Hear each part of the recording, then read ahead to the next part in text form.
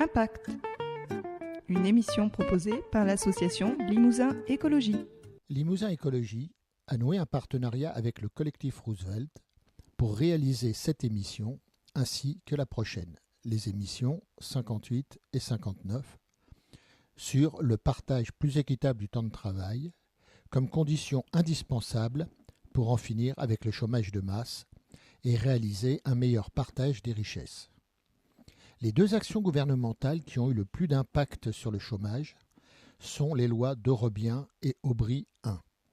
En effet, même si les 35 heures ont provoqué de graves dysfonctionnements dans le secteur de la santé, ce dispositif a créé plusieurs centaines de milliers d'emplois d'après plusieurs études et un rapport parlementaire.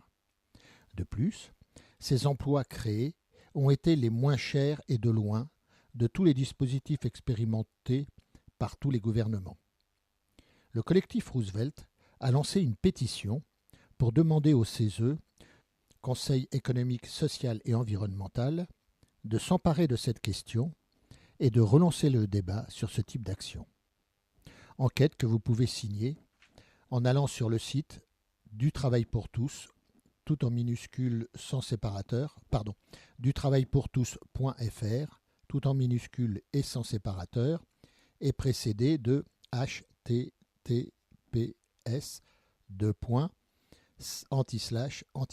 sur les barres en biais du sens opposé de celui de la fraction. Sinon, vous tapez pétition du travail pour tous dans votre moteur de recherche préféré. Pour commencer cette émission, je vais vous lire le texte de présentation de la pétition, suivi de la présentation de la campagne par Bruno Lamour, le président du collectif Roosevelt. Puis, vous entendrez Guy Desmarais, un professeur de sciences économiques et sociales, nous parler de la réduction du temps de travail. Je vous présenterai les intermèdes musicaux au fur et à mesure de l'émission. Bonne écoute. Comme premier intermède musical, désolé, j'ai pas pu m'en empêcher, on va écouter Chanson plus bifluorée, nous chanter Chômage au fond de la vallée, un pastiche de la chanson Les Trois Cloches des Compagnons de la Chanson. Chômage au fond de la vallée, c'est là la vraie fatalité. Voici quand la nuit étoilée, un sans-emploi nous est donné. Séraphin de droit, il se nomme, il était cadré, respecté. Aujourd'hui, pauvre petit homme, voilà que tu es licencié. Quand la cloche sonne, c'est à l'armée du salut que se rassemblent les hommes qui ont tout perdu. Armée froide qui résonne en haillons et peu vêtus. Plus de 3 millions de tonnes, le chant triste et monotone, c'est la chanson du chantu. Chômage au fond de la vallée, peu de familles sont épargnées. Voilà qu'après 19 années, le Séraphin est remercié. Qu'arrive-t-il à quel marasme, sa femme jappée de l'évier. Ces deux fillettes font de l'asthme, son vieux chien est paralysé. Quand la cloche sonne, c'est la douleur des vaincus qui au fond des cœurs résonne comme un cri d'amour perdu. Et l'assistante sociale ne pourra rien y changer. Séraphin est au plus mal, part à la banque locale avec un grand pistolet.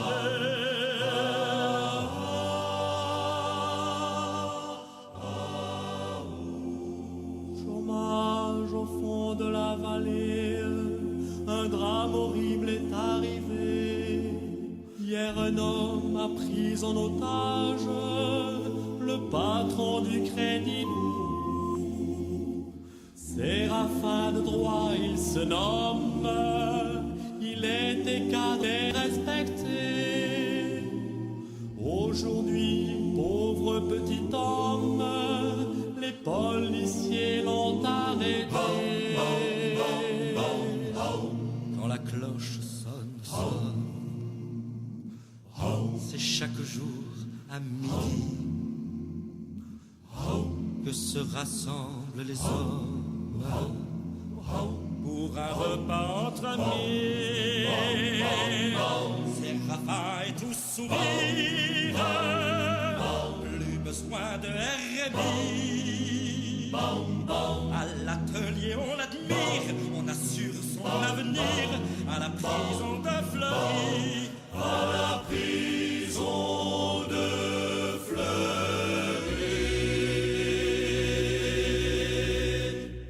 Avons-nous vraiment tout essayé pour mettre fin au chômage de masse, le premier problème des Français? Depuis 40 ans, les gouvernements successifs ont tout misé sur le retour de la croissance et sur l'amélioration de la compétitivité des entreprises. Au lieu de reconnaître l'échec de cette approche, certains s'obstinent dans ces politiques et préfèrent souvent rejeter la faute sur les salariés, les chômeurs et les précaires. La démarche est encore plus violente quand elle pointe du doigt les étrangers, les jeunes, les seniors, les mal logés, les banlieusards, les handicapés, etc.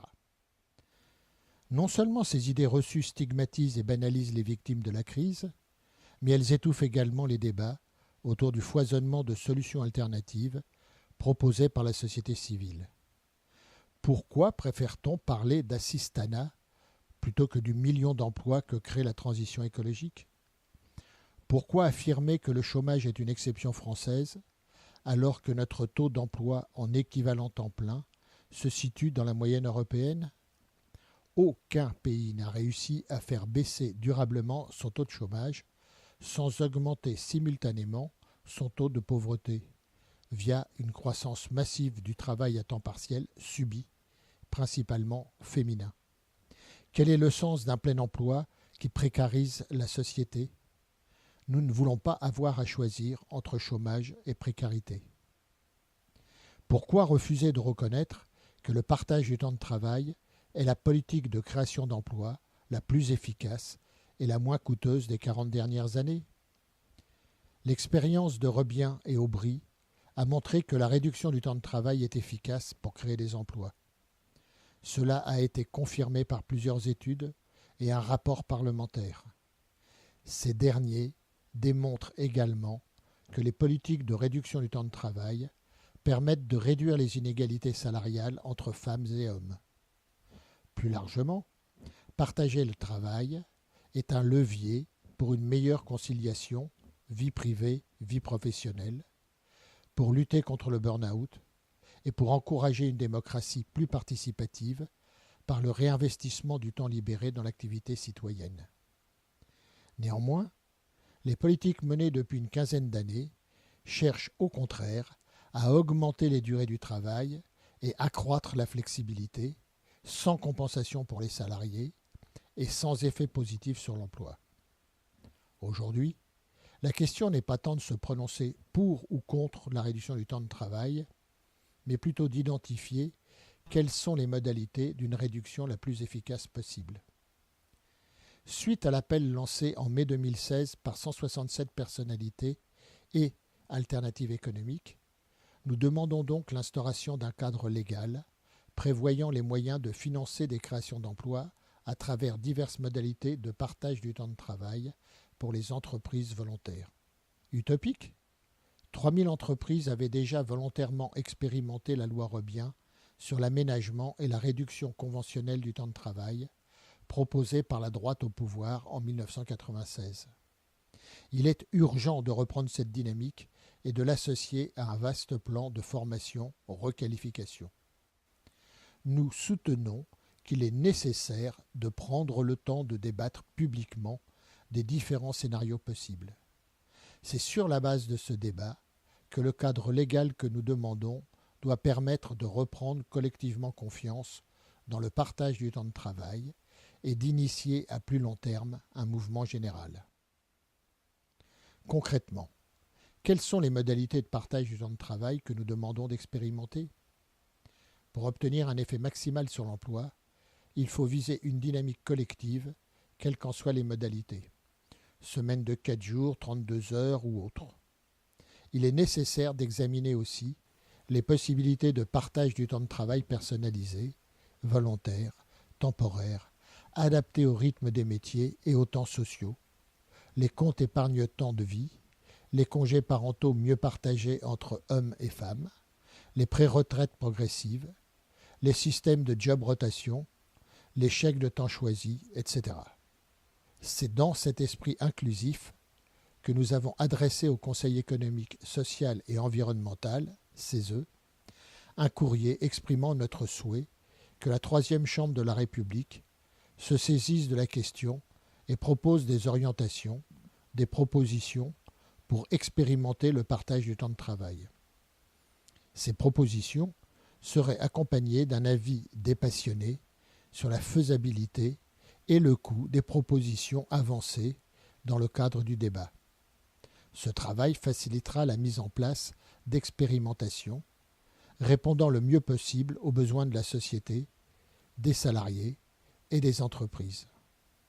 Dans cette perspective, nous invitons donc le CESE à auditionner les organisations associatives, syndicales et patronales et les experts qui portent ces propositions, ainsi que les entreprises ayant participé volontairement aux lois Rebien et Aubry I. Nous invitons également le CESE à interroger les initiatives prises à l'étranger, telles que les expériences danoises de job rotation, la journée de 6 heures à Göteborg ou la semaine de 4 jours en Belgique. En résumé, voici le chemin que nous proposons pour mettre en échec le chômage de masse. 1. Briser le tabou du partage du temps de travail. Soyons 100 000 à signer cette pétition pour afficher notre désir de relancer le débat. 2. Examiner les divers scénarios possibles. Demandons aux forces sociales représentées au CESE de débattre, d'examiner les propositions concrètes de partage du temps de travail et de rechercher un consensus sur les modalités de partage du temps de travail favorables à l'emploi. 3. Proposer un cadre légal d'expérimentation. Formons un réseau français qui co-construira des projets d'expérimentation et échangeons sur le sujet avec nos partenaires européens. 4. Créer une mobilisation citoyenne d'ampleur.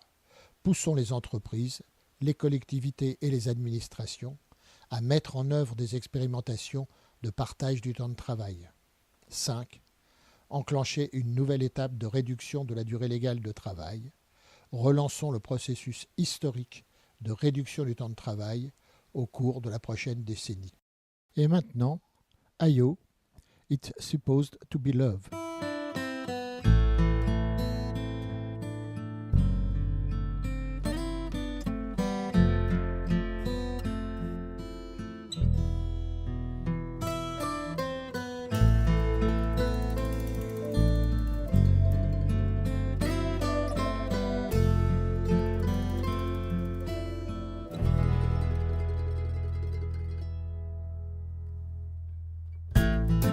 Body slam you to the ground, messaging a chill. Curses make the head go round, brings a certain thrill. Send you to another world, mesmerize your brain. It's the jewel of a pearl, makes you go insane. And it's supposed to be love. Yes, it's supposed to be love. Well, it's supposed to be love. Say, 'cause it's all 'cause of love. It's a sad sour grapes and tears. Something dark is going on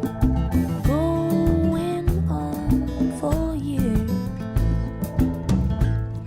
Body slam your partner down up against the wall. It's a sad and scary scene with no grace at all. And it's supposed to be love. Yes, it's supposed to be love. Well, it's supposed to be love. Say, 'cause it's all 'cause of love.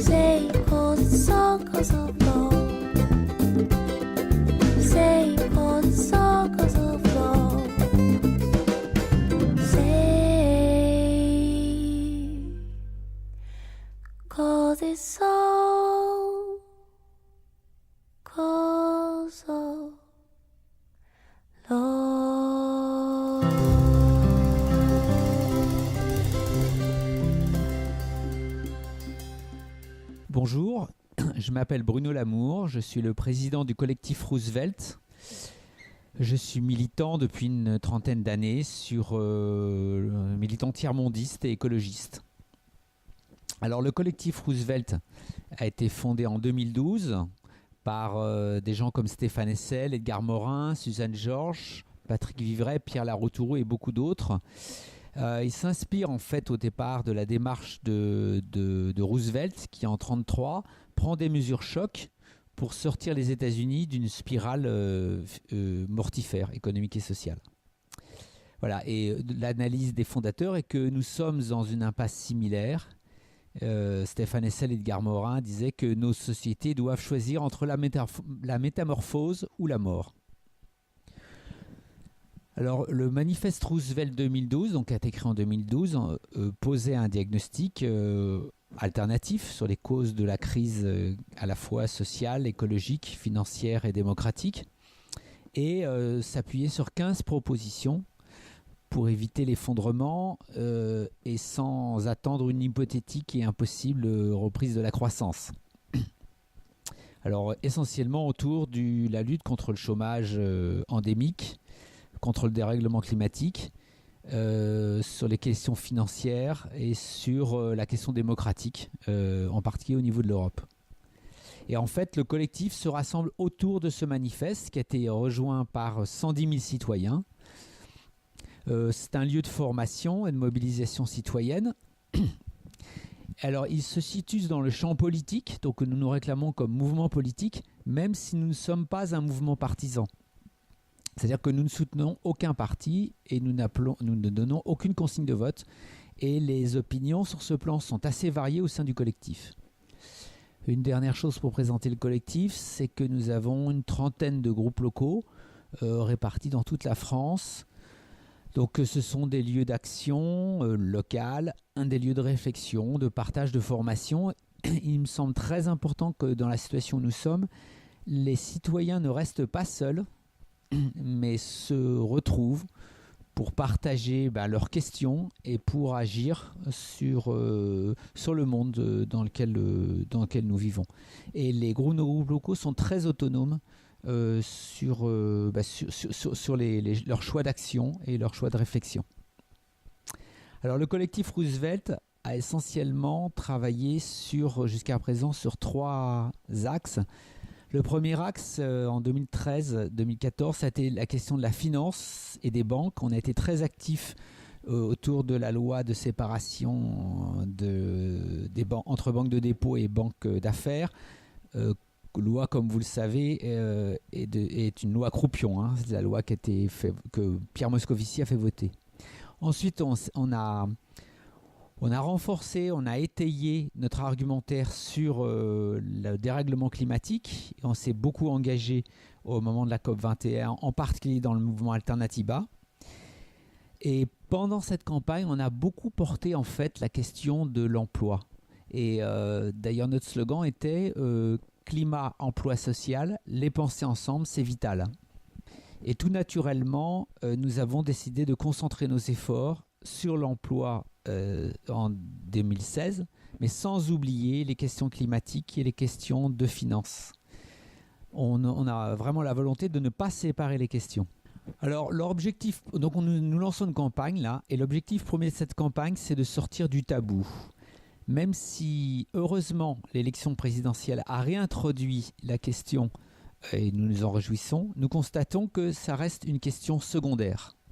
Et ça ne nous satisfait pas. Donc c'est pour ça que nous allons lancer donc une campagne sur le partage du temps de travail qui se décline en 3 axes. Le premier axe, c'est de lutter contre les contre-vérités sur le travail. Le deuxième axe, c'est d'organiser un réseau français et européen de tous les mouvements, syndicats, partis qui sont favorables à la réduction du temps de travail. Le troisième axe, c'est de lancer une pétition auprès des citoyens pour demander une loi d'expérimentation de partage du temps de travail.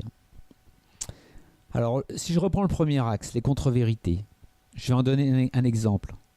La croissance crée de l'emploi. On peut très facilement montrer que ce n'est pas vrai si on compare le nombre d'heures travaillées total en France entre 1970 et nos jours. Il a légèrement diminué et pourtant, on a une croissance, le PIB a plus que doublé. C'est un exemple de contre-vérité, il y en a beaucoup d'autres. Je voudrais revenir sur le deuxième axe, organiser le réseau français européen. Ça nous paraît essentiel parce que c'est un travail de longue haleine et ça, c'est faire en sorte que cette question ne soit plus remise sur le tapis dans l'avenir si elle est soutenue par tous les mouvements qui s'y sont favorables. Quant à la loi d'expérimentation qui est l'objet de la troisième axe, c'est l'objet ultime de cette campagne. L'objectif, c'est de permettre à un employeur qui le souhaite, employeur ou partenaires sociaux dans une entreprise, de créer de l'emploi en réduisant son temps de travail, chose qui n'est plus possible aujourd'hui, qui était possible par exemple par la loi de Robien. Alors, dans cette campagne, comme vous pouvez le voir, en fait, on ne s'attache pas trop aux solutions. Comment on fait, comment on finance, etc. Finalement, notre objectif est de réhabiliter le partage du temps de travail, comme l'a fait d'ailleurs le rapport qu'a fait Barbara Romagnan au Parlement, rapport qui est très intéressant d'aller consulter et qui montre que les 35 heures ont été la solution la moins chère et la plus efficace pour créer de l'emploi, contrairement à tout ce qu'on raconte. Bien entendu, il y a eu des dérives. Tout le monde a bien en tête la question de la réduction du temps de travail dans les hôpitaux et les conséquences sur les infirmières. Mais je dirais que puisqu'on a déjà expérimenté les 35 heures et qu'on a vu les dérives possibles, ça veut dire que quand on reprendra le sujet, on ne fera pas les mêmes erreurs. Il ne s'agit pas de réintroduire les 35 heures, mais de s'appuyer sur ce rapport pour montrer que c'est possible et que ça crée de l'emploi. Alors, il n'y a pas que le partage du temps de travail qui peut créer de l'emploi. Pour nous, il y a aussi tous les emplois liés à la transition énergétique et écologique que nous souhaitons pour lutter contre le dérèglement climatique. Donc ça, on travaille avec d'autres mouvements sur ces questions-là. Ça peut créer de l'emploi, mais ça va aussi détruire des emplois. Je donne toujours l'exemple des raffineries de pétrole. Si on veut décarboner l'économie, il faudra fermer des raffineries. Donc il y a des travailleurs qui vont se retrouver donc du coup à être sans emploi. Il faut que nous préparions ça. Et ce qui m'inquiète aujourd'hui, c'est que nous ne le préparons pas. En dernier point, ce que j'aurais envie de dire sur cette campagne, c'est que même si l'objectif reste d'obtenir une loi d'expérimentation, première étape, finalement, derrière cette campagne, il y aura forcément débat sur la question de la place du travail dans notre société. Le sens du travail pour soi, le sens du travail pour la société. La question des emplois qui ne sont pas utiles. Et puis aussi tous ces emplois qui sont néfastes, même pour l'homme et pour l'environnement. Et emplois qui devront aussi disparaître. Voilà. Donc je crois que, pour résumer, s'attaquer à la question de la réduction du temps de travail, c'est accepter d'entrer dans un questionnement sur le sens du travail dans notre société. Voilà, en conclusion, je dirais que notre objectif, c'est de lancer le débat parmi les citoyens. Il y a plusieurs solutions de réduction du temps de travail. Nous en portons plusieurs au sein du collectif Roosevelt. Nous ne prétendons pas avoir la vérité infuse. Il faut absolument que les citoyens s'emparent de cette question, en débattent pour alimenter le débat démocratique et pour qu'après les élections, nous soyons en mesure de mettre en œuvre des politiques de réduction du temps de travail choisies par les citoyens qui seront certainement les plus efficaces et les plus acceptées par l'ensemble de la société. Et maintenant, le caprice numéro 24 de Paganini par Joshua Bell.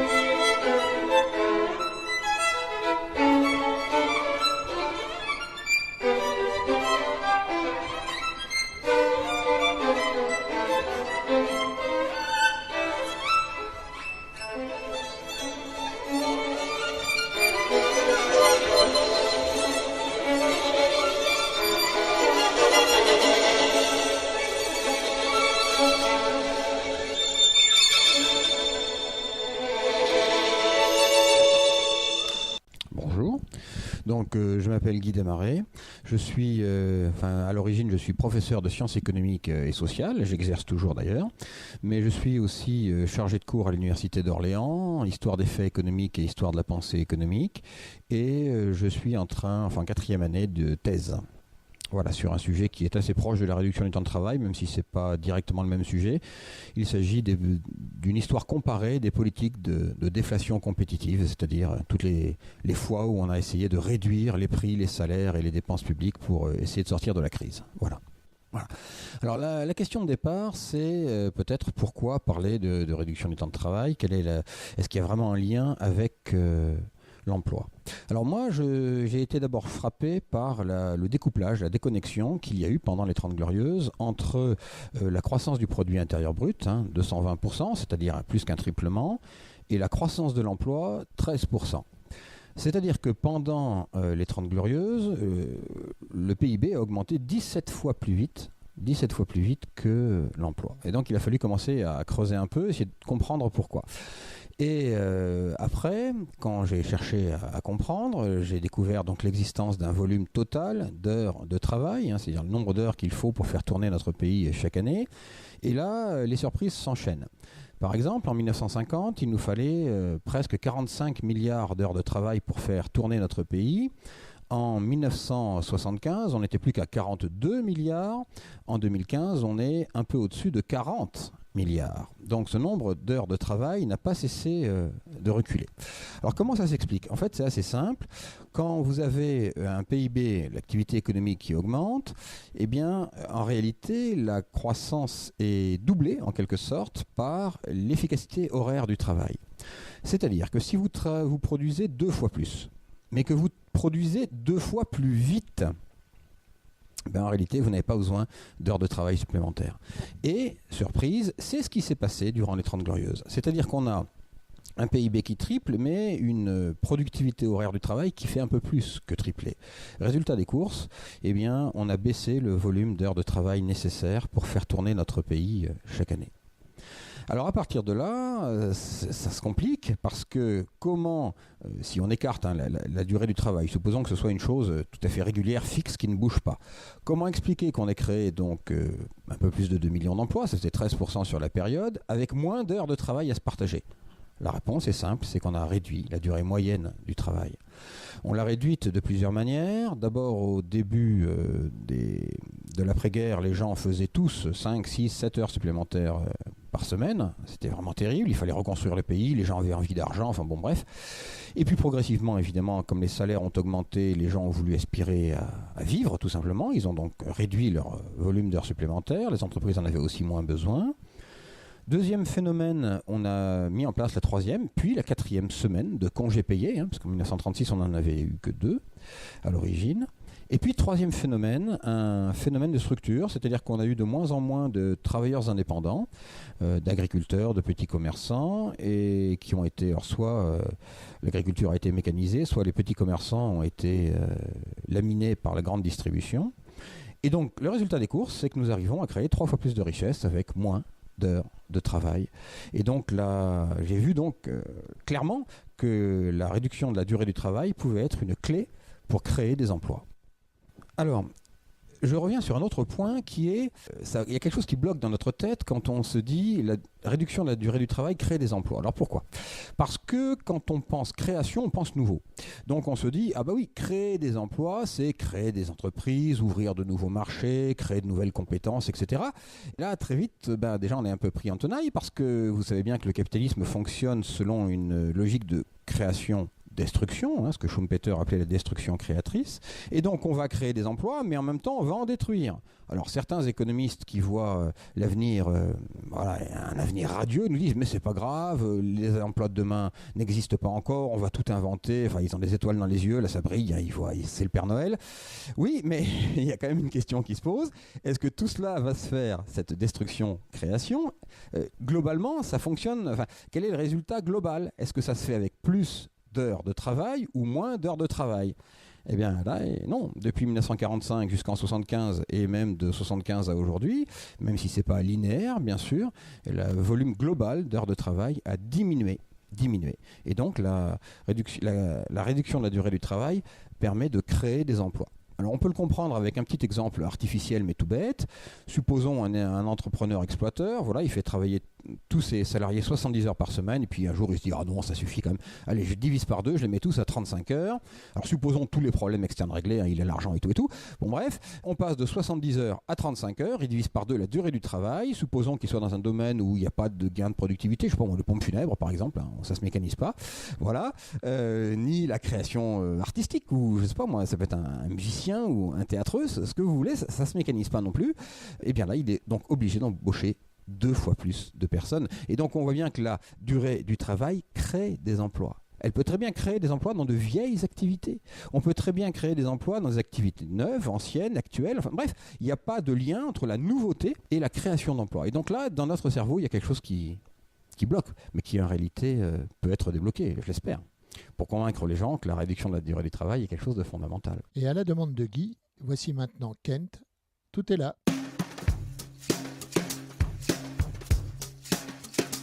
Je crois que tout est là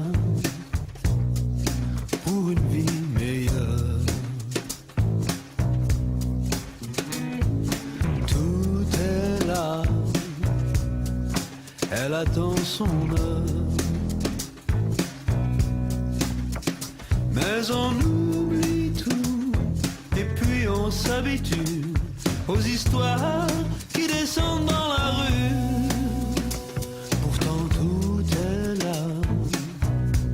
Inutile de chercher ailleurs. Tout est là, la liste des erreurs. Tout est là, les secrets du malheur.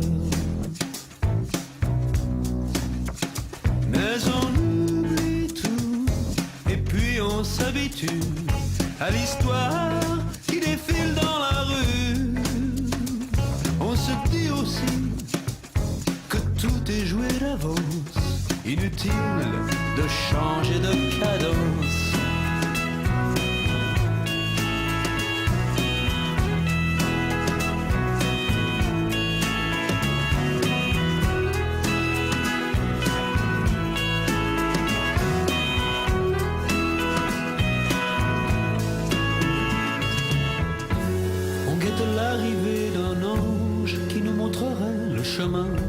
Vers un futur qui nous arrange, alors que déjà dans nos mains tout est là pour une vie meilleure. Tout est là, elle attend son heure. Tout est là, on en a gros sur le cœur. Car la route est longue et bordée de snipers, tête vide, rivée sur le viseur. Et au bout de cette route, il y a toujours une lueur qui brille un peu plus à chaque fois. Qu'un homme s'y aventure pour voir si tout est là.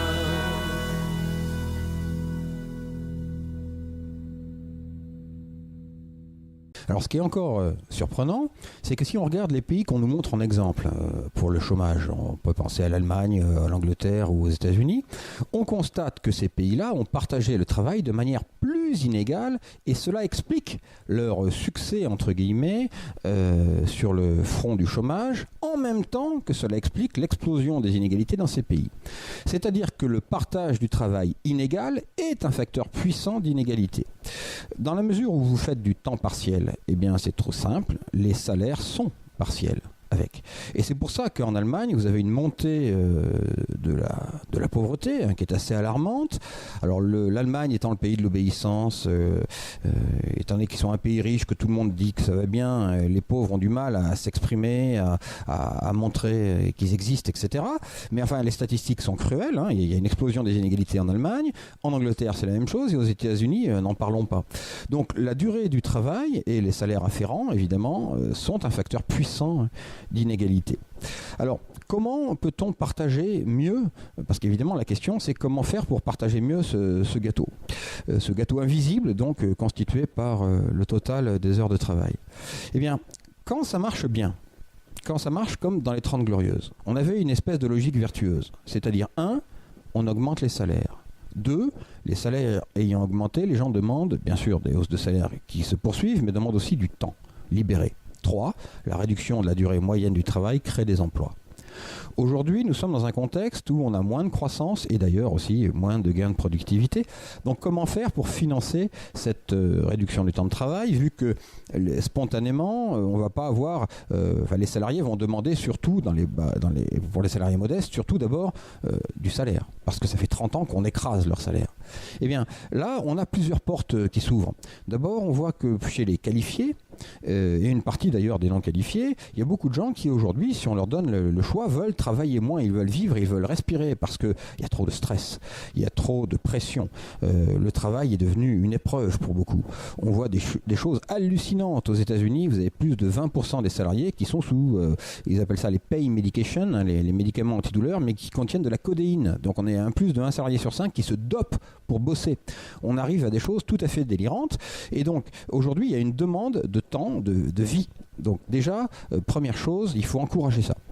Par parenthèse, ce que je trouve très astucieux dans le programme de Benoît Hamon, c'est justement cette idée d'ouvrir un droit opposable au temps partiel. Ce droit, si on le crée, il n'y a pas de souci, il y a des millions de gens qui vont s'en saisir.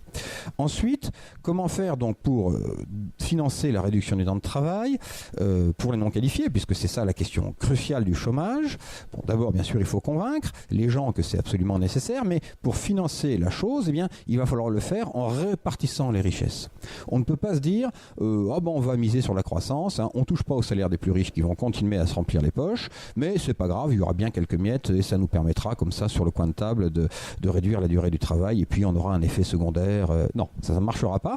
On arrive d'abord à un chômage massif et ensuite les sommes en jeu font qu'il faut redistribuer la richesse. Alors là, ça tombe très très bien. Nous sommes dans une fenêtre historique fabuleuse parce que depuis 15 ou 20 ans, on a eu une baisse de la part des salaires dans la valeur ajoutée historique.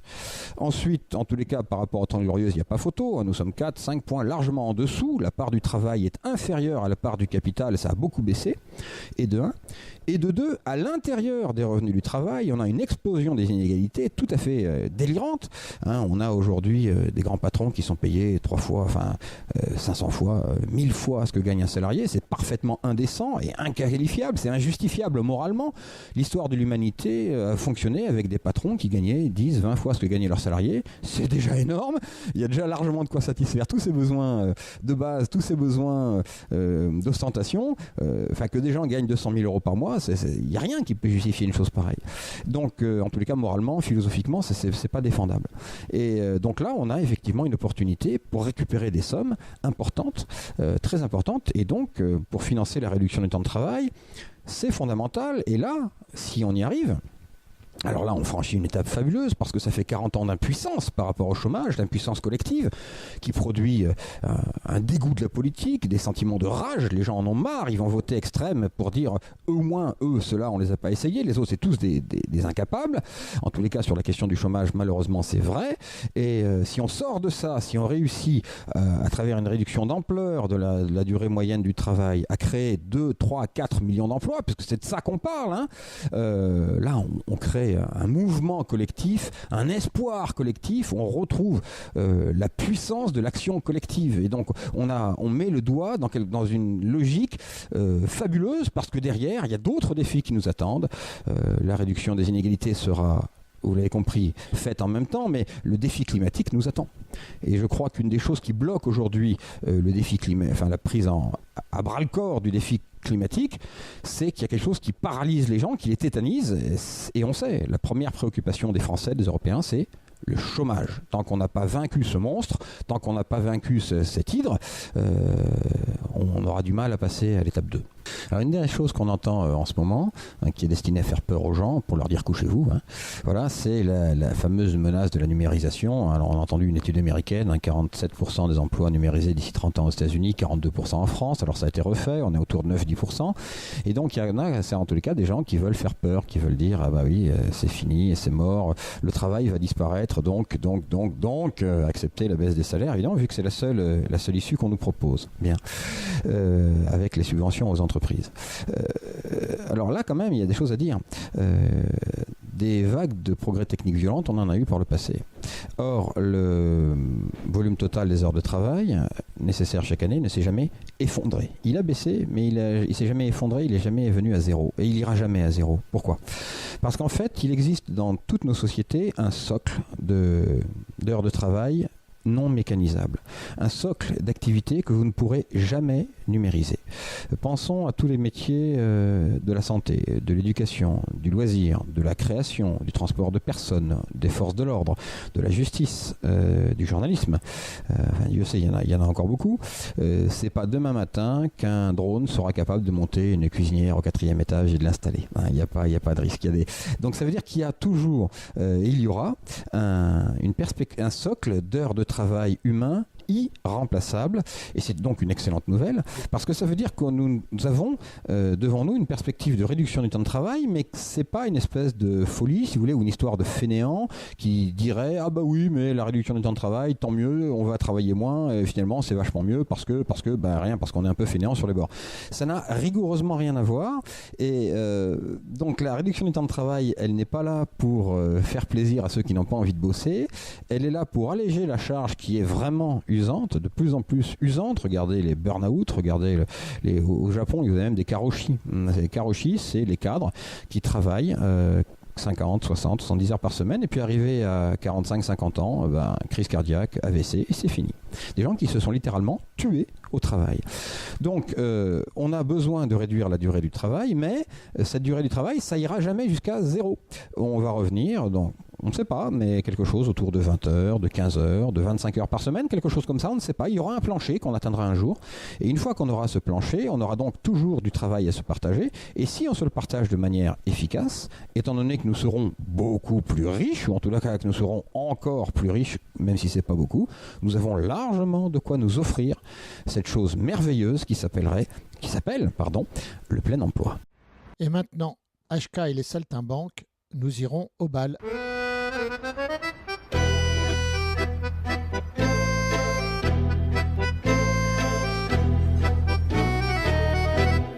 Ils voudront nous diviser, du premier jusqu'au dernier, chercheront à petit feu à étouffer nos libertés. Finiront-ils par nous arracher nos sourires, rompre l'espoir de se revoir, les chances de se réunir face à l'abomination venue tout droit d'un autre âge, sans loi, sans exception, allons tous danser sous l'orage. Ce soir nous irons au bal, ce soir nous danserons de plus belle, nous danserons ma belle, tous les deux entre les balles. Ce soir nous irons au bal, ce soir nous danserons de plus belle, nous danserons ma belle, tous les deux entre les balles.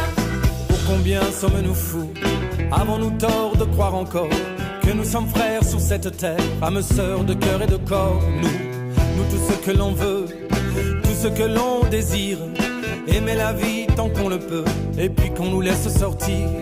Telle est notre résistance, face à la peur ne pas céder. Notre joie, notre délivrance, renversons la table, allons danser. Ce soir nous irons au bal, ce soir nous danserons de plus belle, nous danserons ma belle, tous les deux entre les balles. Ce soir nous irons au bal, ce soir nous danserons de plus belle, nous danserons ma belle, tous les deux entre les balles.